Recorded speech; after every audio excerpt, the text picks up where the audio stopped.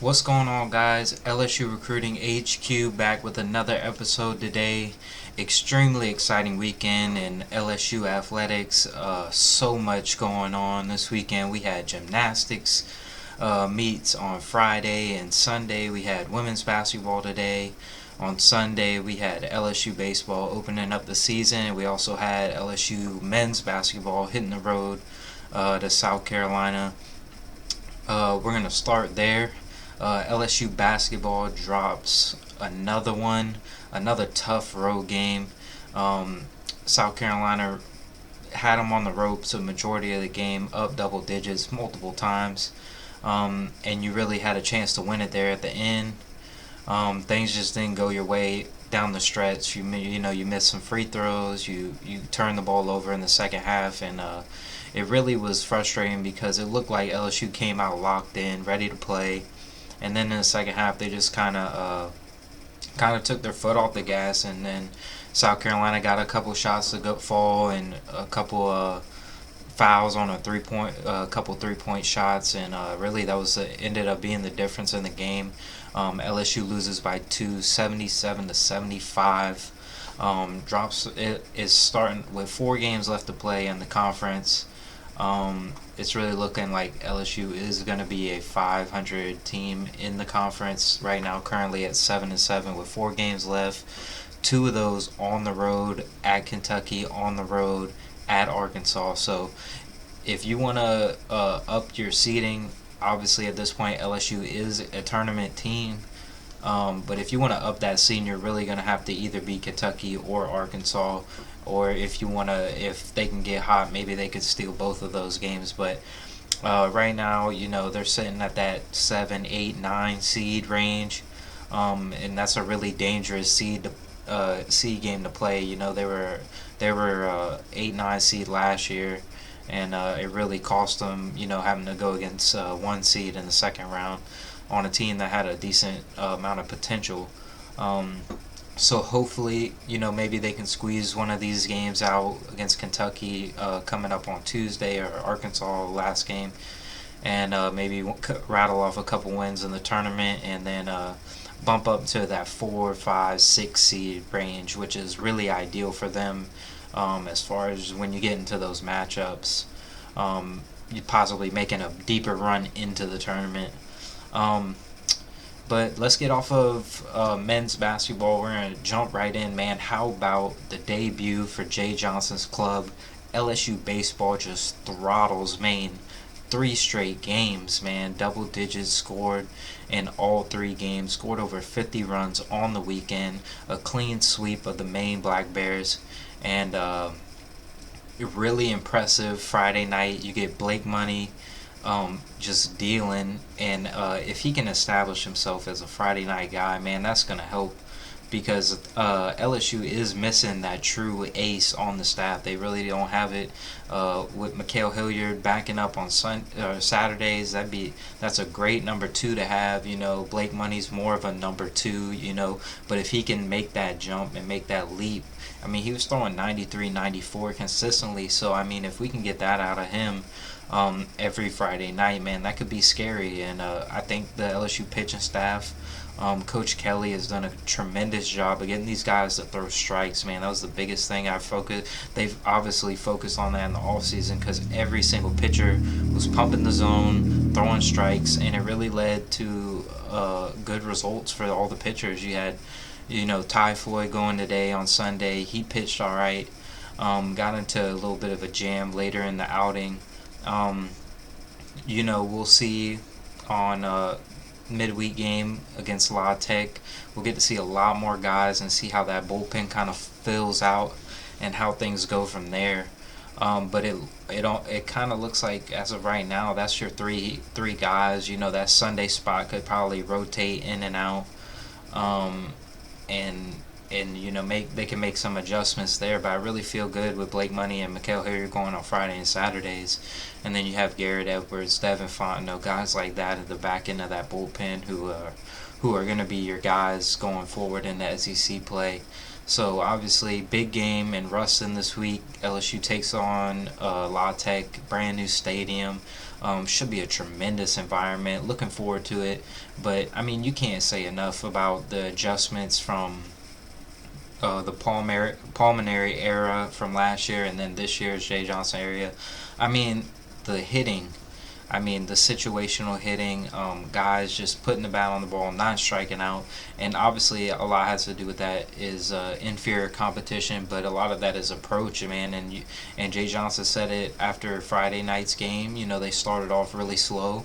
He said, "Man, we're still working on some things, but you can see the progress is getting better." And then Saturday, you come out, have a stellar performance from the bats, and then you also have a performance on Sunday that's the same thing. So, uh, hats off to Jay Johnson, this coaching staff, everybody who comes up the bat, 1 through probably like 13 guys, position player rotation, 1 through 13, swinging the bats tremendously. I mean, this lineup is just outrageous. When you have a guy like Gavin Dugas led the team in home runs last year, bats 7th on Friday, bats 8th on Saturday, doesn't play on Sunday, and you're out here scoring 20 plus runs.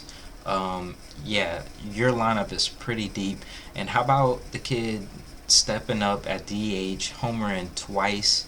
I mean, that's going to be tremendous. LSU's been lacking the lefty bats. You know, they have Trey Morgan, obviously, at the top of the lineup, but a lot of their guys have been right-handed hitters predominantly with Dugas and Doty and Cruz, and now you add Jacob Berry into that mix, switch hitter. And then if this kid can step into that DH role, unfortunate to hear about Kay Beloso. Looks like he's going to be out most of the year, if not the whole season. Messed up his knee in pregame on Friday night before he was supposed to get the start.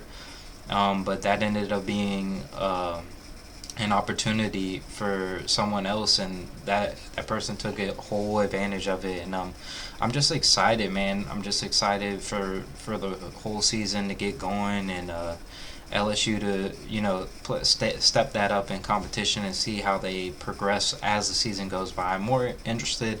I feel like they're going to hit all year, so I mean that's not the biggest concern for me. The biggest concern for me is going to be that pitching staff and how consistent they can be. And what happens after they have a bad outing or something like that. You know, a couple guys who you can end up trusting at the end of the games when you're playing these close games towards the middle of the season and conference play. Those close games, or who are they going to give the ball to? You got, like I said, you got Fontenot, you got Garrett Edwards, guys that closed games for you last year. But who's going to be the new guys that step up? And I'm really looking forward to seeing that.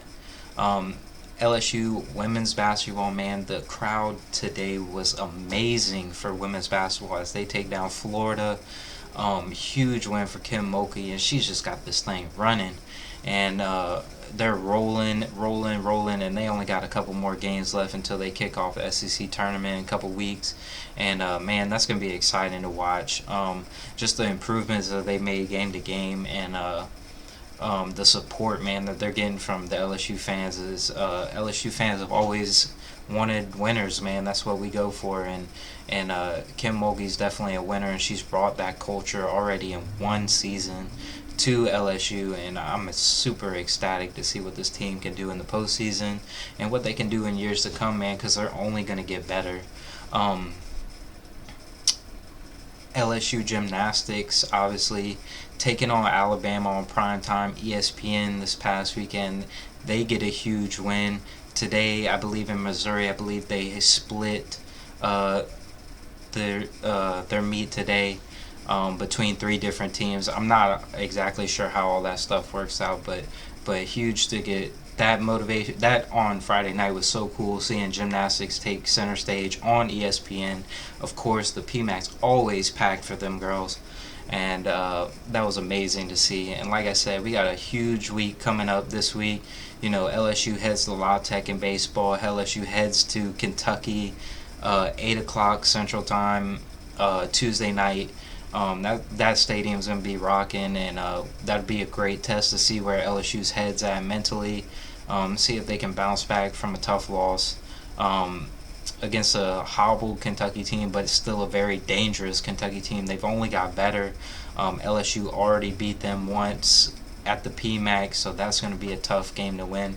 But if LSU can find a way to win that game, man, they'd be sitting good, 8-7. You find a way to finish the season 3-1 in conference, man. You really could up that seeding and make a big difference in how everything shapes out. Maybe even in the SEC tournament, you probably missed your chance on getting the double bye with the loss on Saturday, but it's not the end of the world right there. Really, once you get to that SEC tournament, it's all about who you match up with, and there's teams that LSU matches up better against than others. Like, they match up great against Arkansas every year. Florida's a team they play well against. But then there's other teams, that they really don't match up well against at all, and so well, like I said, it's just a crapshoot. Once you get into the tournament, it's who's hot and who's not. And LSU has just been on a roller coaster, man, the last week. You get Xavier Pinson back, and then things are going well, and then you drop a game like this where you really needed it. If you wanted to get that double bye and you just couldn't get it done on the road, you kind of have a little collapse there. But super excited. LSU athletics, man, is at peak performance right now. Softball's in the full gear, baseball's in the full gear, women's and men's basketball's heading towards postseason. Man, it's just a special time at LSU. You got spring practice rolling up into March, and I'm just looking forward to it. Let me know how you guys are feeling about everything, man. How y'all feel about baseball, basketball. You want to talk about anything else, man, let me know in the comments. Let me know on Twitter, Facebook, all that good stuff, man. I try to respond to all y'all. And I'll catch you guys next time. If you haven't already, man, make sure to follow, subscribe to the channel, and like it, and share it on all Facebook, Twitter, stuff like that, man. And help out the show. And I will see you guys soon, man. Peace.